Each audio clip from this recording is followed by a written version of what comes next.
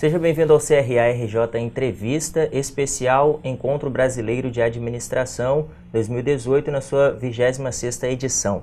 A gente conversa com Paulo Faverê, que é gerente de Relações Institucionais do BNDES e membro do Conselho Deliberativo da Associação Brasileira de Recursos Humanos, na seção aqui do Rio de Janeiro. Seja bem-vindo, Paulo. Tudo bem? Tudo bem, muito obrigado. Paulo Faverê é um dos palestrantes do 26º EMBRA e ele vai trabalhar o tema Novos Padrões de Produtividades 3 em 1, o que conta na entrega. E a gente começa perguntando ao Paulo quais são as principais características desses novos padrões de produtividade que a gente observa atualmente. Antes da gente discutir em maior profundidade a questão dos novos padrões, vamos tentar entender o que é a produtividade na visão dos economistas, né? A produtividade do trabalho ela tem 3 componentes fundamentais, que são a relação capital-produto, ou seja, quanto de capital, instrumentos, investimentos existe para cada trabalhador, ou unidade de trabalho, você pode dividir isso no tempo também. Em princípio, a quantidade de capital, quanto maior ela for, maior vai ser o produto. Claro que há um momento a partir do qual isso se torna decrescente, então há um nível ótimo, né? O outro elemento é a quantidade de capital humano que existe incorporado em cada trabalhador, significa dizer a quantidade de anos de estudo, a qualidade do estudo, o investimento em capacitação e treinamento, alguma coisa muito relacionada com a função dos administradores, por suposto, dentro e fora das organizações. E o terceiro elemento, que curiosamente é estimado, né, nos estudos por resíduo, mas é provavelmente o mais importante, porque é o mais difícil de se obter como sociedade, que é a produtividade total dos fatores. A produtividade total dos fatores é o resultado de ações sistêmicas, né, como o sistema opera sobre as empresas e indivíduos para produzir um resultado onde a soma, o total é maior do que a soma das partes, né? Se quiser usar um termo sinergia, enfim, alguma coisa que é multiplicação, não é só adição. E a produtividade total dos fatores, segundo vários analistas, ela é relacionada com o grau de abertura da economia ao exterior, que em princípio vai aumentar o esforço pela competição, portanto vai gerar mais eficiência no nível do país e das firmas e dos indivíduos, bem entendido. Abertura, a gente está falando não só de comércio, mas também de capital, de conhecimento e mobilidade de pessoas, né? E do outro lado também a qualidade da regulação interna, sobre como funcionam as instituições. Na visão predominante, a ideia é de que quanto pior a regulação, a qualidade da regulação, menor vai ser a produtividade total dos fatores, quanto maior a abrangência do Estado, também menor vai ser a produtividade total dos fatores. E isso, segundo muitos estudos, é o elemento que explica a maior parte das diferenças entre a evolução da produtividade no Brasil, na América Latina, comparada com a Europa e Estados Unidos, e, sobretudo, que é a região que mais ganha participação no comércio, no investimento e no PIB mundial, a Ásia, né? Especialmente os países do leste asiático, né? China, o Japão já fez esse movimento há mais tempo, Coreia e agora a Península Asiática, né? Esse país tem apresentado uma taxa de crescimento de todos os elementos da produtividade muito mais rápida, de tal maneira que, infelizmente, o Brasil e a América Latina em geral, embora alguns países tenham escapado disso, ele mantém uma relação de produtividade do trabalho, né, com os Estados Unidos, que é considerado a referência na maior parte dos estudos, já há mais de 20 anos, da ordem de 25%. Ou seja, a produtividade do trabalhador brasileiro é 1/4 da produtividade do trabalhador americano.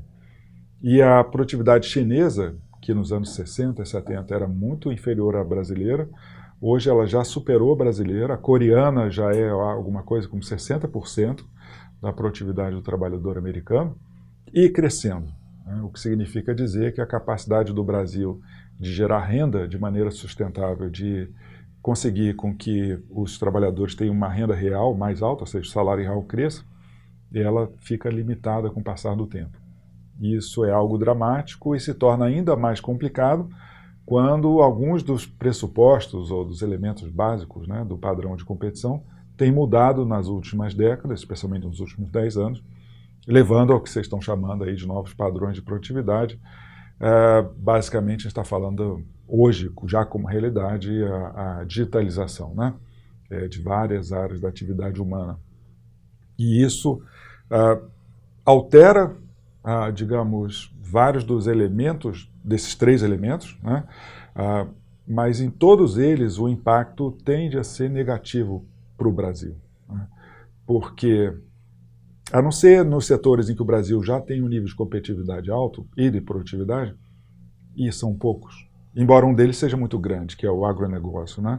No agronegócio a gente tem uma produtividade bastante alta, se eu considerar para vários produtos a produtividade brasileira média das mais altas do mundo. Não só a produção, como o produto por trabalhador. Nesses setores, as unidades mais modernas já estão adotando, né, padrões de digitalização de maneira muito rápida. Então, há várias startups na área de agronegócios que estão indo bastante bem, são consideradas empresas muito inovadoras. O campo está liderando uma parte desse esforço de digitalização. Mas, do outro lado, como nós temos uma capacitação média do trabalhador muito ruim, né, e a gente tem uma segmentação muito grande, ou seja, uma grande massa de trabalhadores ou gente que pode trabalhar, em idade de trabalhar, com uma formação muito deficiente, vai até, com sorte, um nível médio, né?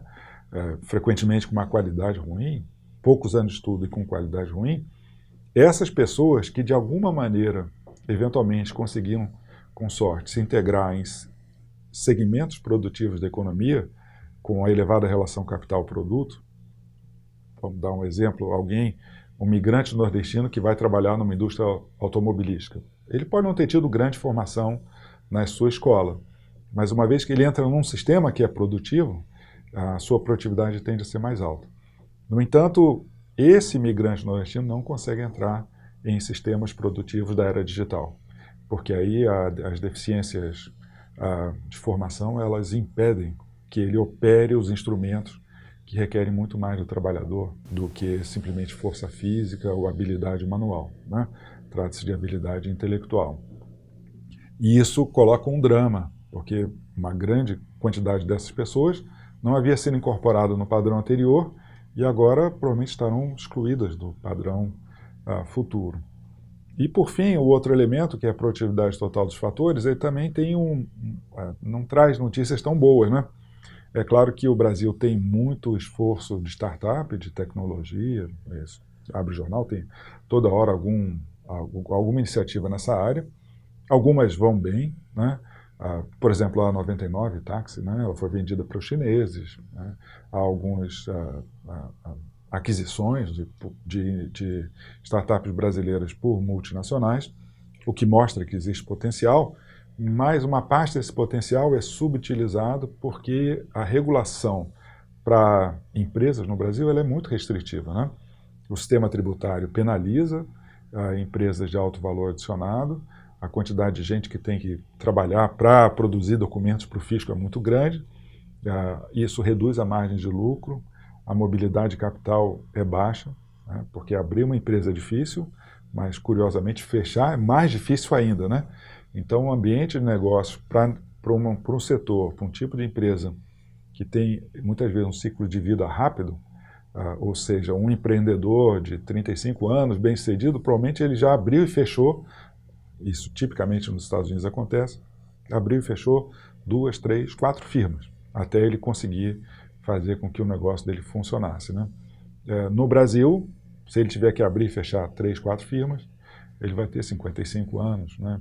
Provavelmente já vai estar desatualizado tecnologicamente, então é uma dificuldade grande que a gente está vivendo, é um risco grande que o Brasil tem para as próximas décadas, né? Nessa questão de digitalização de dados para medir a produtividade, a gente tem um envolvimento maior também do público final, né? O cliente que vai receber isso que foi produzido nas empresas, nessas startups.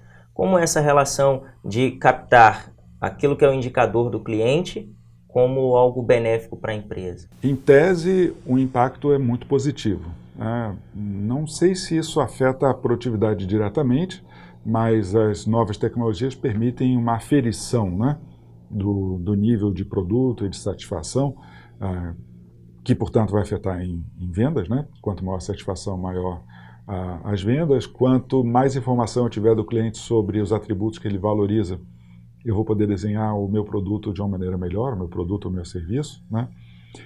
Tudo isso favorece a que as empresas bem posicionadas e atentas e bem gerenciadas consigam aumentar a sua produtividade. Mas para as empresas que não têm essa capacidade, essas tecnologias afetam muito pouco, né? E é claro que à medida que as empresas mais produtivas aumentem a sua parcela de mercado, um monte de gente vai ficar para trás.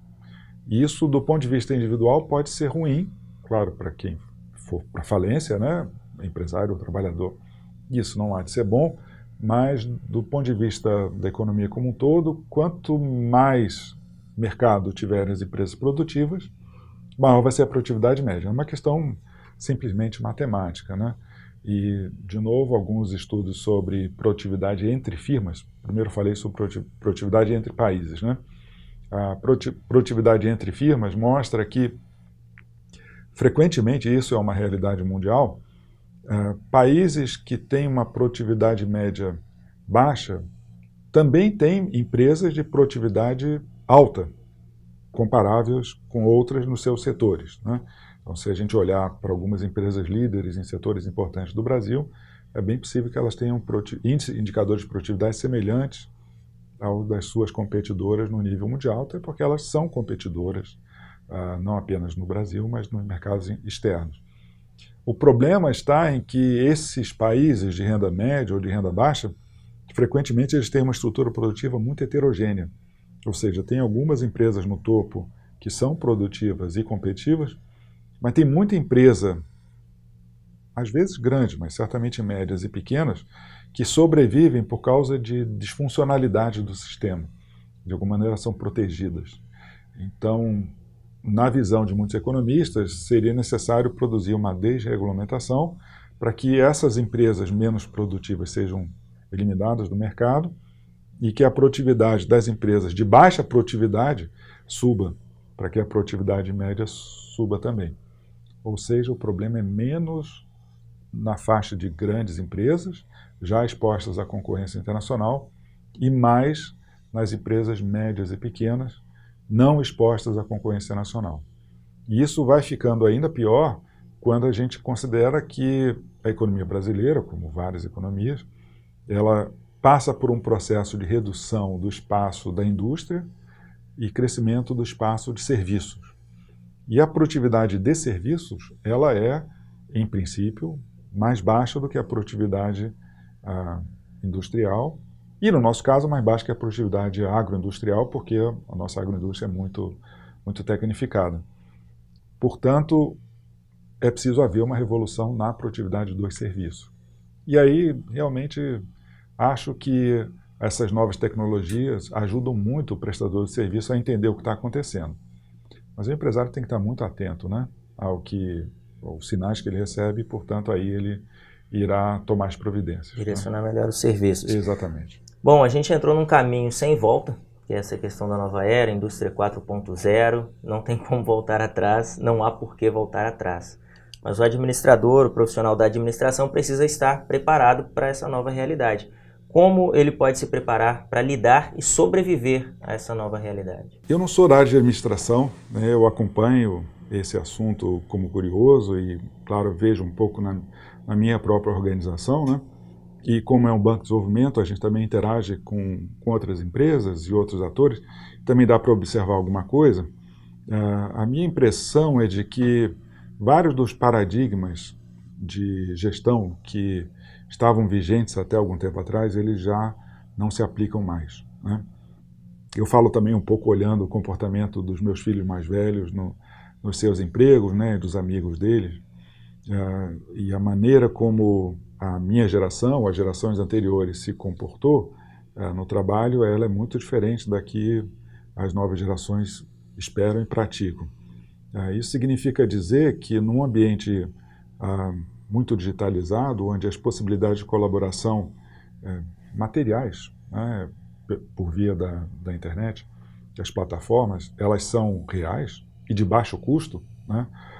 Isso significa dizer que o uso dessas plataformas, dessas tecnologias, faz com que a figura do gestor ou do gerente se torne de fato menos importante, que a capacidade de propor uma ideia, de recolher sugestões, se torne mais relevante do que ter alguma patente, né? E que, portanto, essa organização, e os administradores, tipicamente, eles deveriam pensar e trabalhar no nível da organização, essa organização deve ser capaz de recolher essas sugestões, essas ideias, esses projetos, essas inovações, e levá-las adiante, independentemente de onde elas surgiram, né? Ou seja, trabalhar menos por planejamento, no sentido clássico, né, que é sempre alguma coisa tende a ser muito rígida, e trabalhar muito mais por projetos. E onde a gente vê isso provavelmente mais avançado é no plano das empresas de TI, que hoje são líderes em matéria de novas metodologias de funcionamento de equipes, né? Aquela Agile e gestão de projetos, né? E plataformas, porque se tornou uma necessidade de sobrevivência para elas, né? Uma vez que, pelo menos em tese, um rapaz lá no meio da Rússia pode desenvolver um algoritmo capaz de criar um novo negócio, né? Como foram várias dessas empresas líderes que hoje a gente tem em vários segmentos, que estão reconfigurando a maneira de trabalhar e a maneira de organizar os negócios no Brasil e no mundo. Seria horizontalizar a gestão para poder crescer. Não há a menor dúvida disso, né? Então, a mentalidade de comando e controle, ela é tóxica em relação a digamos, essa tendência, né? O valor está vindo muito mais desse lado do que daquele lado tradicional de comando e controle e do planejamento clássico, né? E essa mentalidade desse lado de cá, ela impede que as organizações novas se desenvolvam rapidamente. Não é por acaso que frequentemente, dado esse choque, os novos negócios nascem fora das grandes organizações, né? É claro que, em muitos casos, as grandes organizações estão tentando trazer, né, ou fazer enxertos, digamos assim, né, desse tipo de comportamento dentro da própria organização. Há dúvidas sobre se isso vai funcionar, mas frequentemente isso poderá levar à criação de novas empresas dentro das empresas velhas, o que significa dizer que a lógica continua prevalecendo, né? Quem está acostumado a trabalhar de maneira horizontal vai ter muita dificuldade de viver nesse mundo centralizado e hierárquico e vice-versa, né? O que não significa dizer que o mundo das startups, vamos simplificar, né, como um caso extremo, seja um mundo lindo e maravilhoso. A taxa de insucesso é muito alta, os indivíduos precisam ter capacidade de perder, se levantar e ganhar de novo e assim sucessivamente. Eles precisam aprender a lidar com processos, porque uma coisa é você trabalhar numa empresa de 10, 20, 30, 50 pessoas, né? Outra coisa é quando essa empresa de 50 pessoas passa a ter 500 ou 1.000. Aí ela tem que lidar com um número de consumidores e fornecedores muito maior. Aí você precisa utilizar os instrumentos tradicionais, entender o que é processo, só projeto não dá conta, né? E até isso acontecer, vai ter muita bateção de cabeça, vai ter muito desperdício de energia, vai ter muita perda de produtividade. Mas a vantagem do mundo digital é que, às vezes, os algoritmos impõem uma disciplina aos negócios, né?